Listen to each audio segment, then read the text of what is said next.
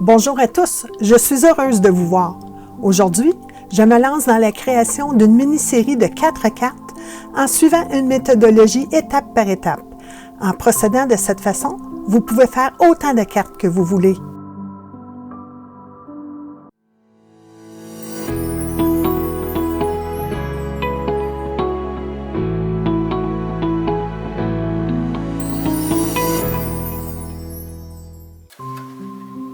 Tout commence par la réalisation du fond en utilisant de l'encre anti-clinone que j'applique généreusement sur toute la surface de mon panneau.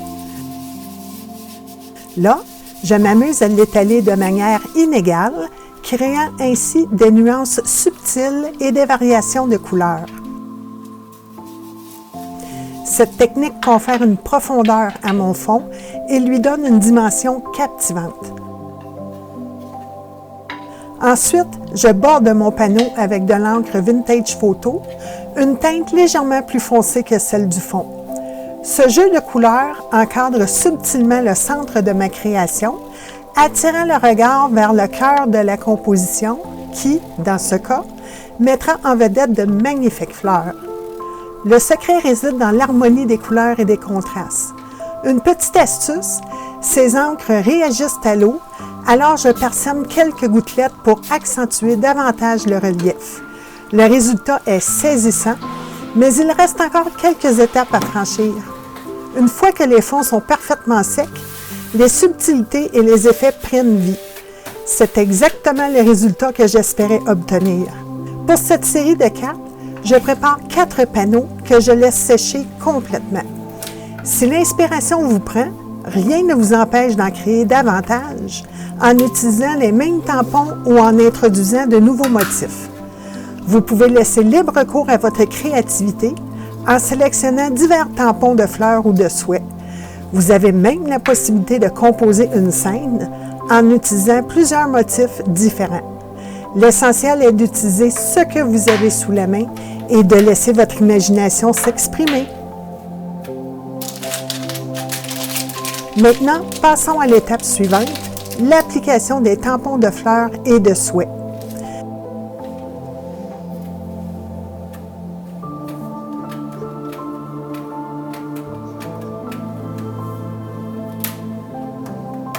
Pour cette étape cruciale, j'ai choisi une encre à pigment car une fois sèche, elle résiste à l'eau.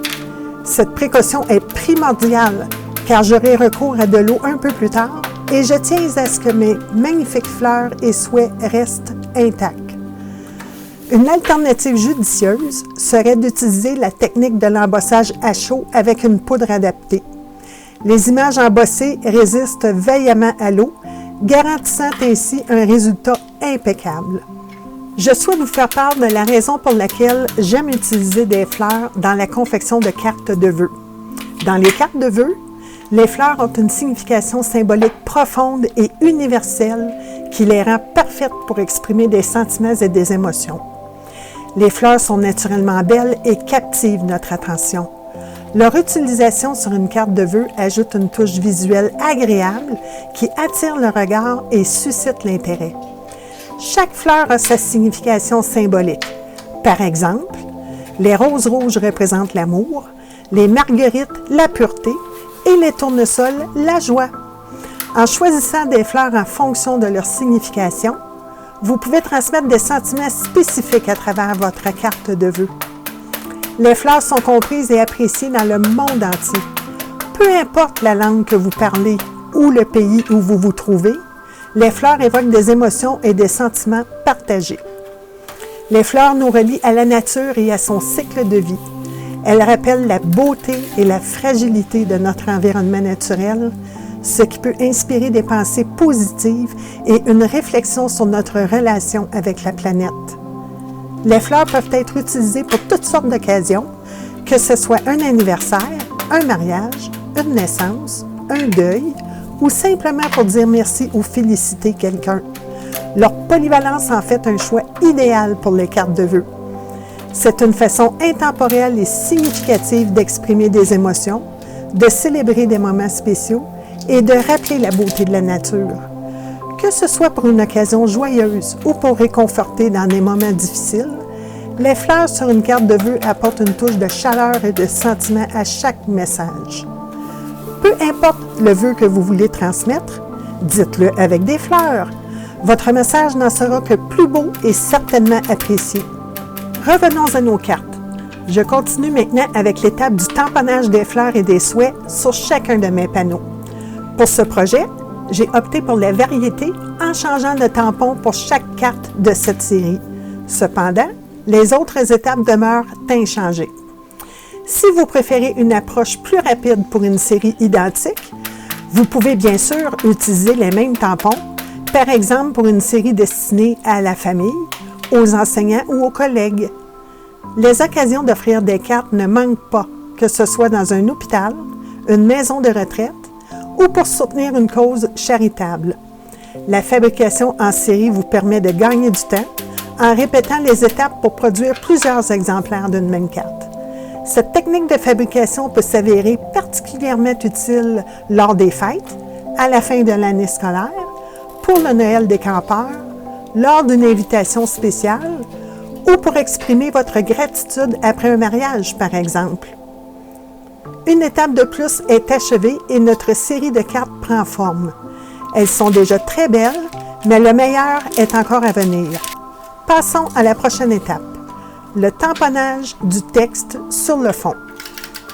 Pour que le texte n'apparaisse que sur le fond, j'ai préparé des masques en tamponnant les fleurs et les souhaits sur une feuille de papier que j'ai ensuite découpée pour obtenir les motifs. Ces masques sont délicatement fixés aux fleurs et aux souhaits à l'aide d'un adhésif temporaire, ce qui les maintient en place tout en évitant que le texte tamponné ne se superpose au motif. C'est une technique qui permet de préserver l'intégrité des fleurs et des souhaits, les faisant ressortir avec élégance sur le fond. Pour le masque des souhaits, j'ai veillé à laisser une marge autour afin d'éviter que le texte ne se mélange trop près des motifs et ne perturbe leur harmonie visuelle. C'est cette attention aux détails qui fait toute la différence dans la création de cartes uniques et charmantes. Oups! Heureusement, pas de catastrophe en vue. Pour cette étape, j'ai opté pour la couleur Walnut Stain, un brun moyen parfaitement adapté à mon projet. Laissez-moi vous expliquer pourquoi ce choix s'est imposé. J'applique généreusement l'encre sur mon tampon, prenant soin de réaliser plusieurs passages pour bien couvrir toute sa surface. Avant de tamponner directement sur ma création, je préfère effectuer une ou deux impressions préliminaires sur un papier brouillon. Vous verrez sur le papier brouillon que chaque tamponnage successif diminue graduellement l'intensité de la couleur, créant ainsi une transition subtile tout en maintenant une certaine profondeur par rapport au fond. Pour apporter une touche spéciale au texte, j'ajoute quelques gouttelettes d'eau sur le tampon. Cette astuce réactive l'encre, la rendant plus fluide et facilitant le tamponnage. L'eau introduit également un léger flou artistique au texte, lui permettant de se fondre harmonieusement avec le fond, comme s'il en faisait partie. Je prends un moment pour visualiser où je souhaite ajouter du texte sur le fond. Je retourne le panneau et je place mes doigts à l'endroit désiré, pressant doucement sur une section du tampon. De l'autre main, je maintiens légèrement surélevé le reste du panneau, tout en tenant le masque au besoin. Cette démarche vise à éviter de couvrir l'intégralité de la surface du panneau, car mon objectif est d'insérer du texte seulement à certains endroits du fond. Je répète cette opération autant de fois que nécessaire. Une fois terminée, je retire les masques que je prends soin de conserver pour de futurs projets. En choisissant une teinte moins intense que celle des fleurs, j'obtiens l'effet que le texte se trouve derrière les fleurs, tout en apparaissant en premier plan par rapport au fond. Cette subtile combinaison ajoute une dimension de profondeur à ma création, la rendant encore plus captivante. Avant de passer à la prochaine étape, je me débarrasse de l'adhésif en le frottant simplement avec mes doigts. Cette méthode tactile me permet de sentir précisément où l'adhésif doit être enlevé. Je viens ajouter des gouttelettes avec de l'encre Black Soot diluée avec un peu d'eau. Cette petite touche ajoute un charme indéniable à nos créations. Personnellement, j'adore l'effet des gouttelettes de couleur sur une carte. Une astuce à retenir pour les gouttelettes est d'utiliser une ou plusieurs des couleurs déjà présentes sur la carte. Cette fois-ci, j'ai opté pour la même couleur que celle des fleurs, le noir. Cette décision a pour effet de fusionner harmonieusement la fleur avec l'ensemble de la carte. De plus, en choisissant une teinte plus sombre que les couleurs du fond, nous apportons une dimension supplémentaire, créant un effet de profondeur subtil. C'est ce petit détail qui fait toute la différence, ajoutant une touche d'élégance, rendant l'ensemble plaisant à admirer. Une excellente alternative serait l'utilisation d'encre dorée. Le doré a cette capacité magique de s'harmoniser avec presque tout en ajoutant une touche de brillance si c'est ce que vous recherchez. Je laisse le tout sécher naturellement. Pas de séchoir ici, car cela risquerait de déformer les gouttelettes. Pour la touche finale, ajoutons une petite dose de couleur.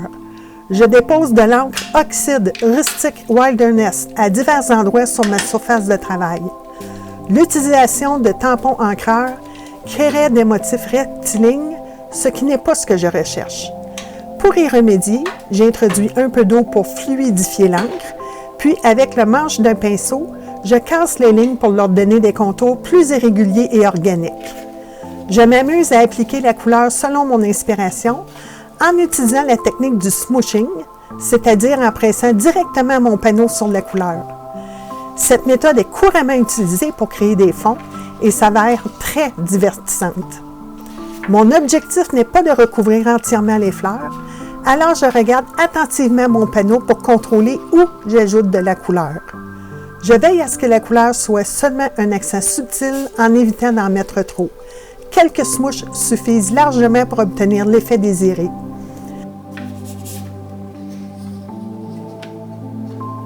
Je poursuis avec la couleur Oxide Kitsch Flamingo pour la deuxième carte,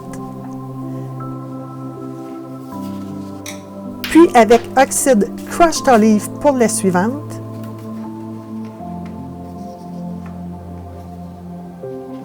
et enfin Oxide Speckle Egg pour la dernière carte.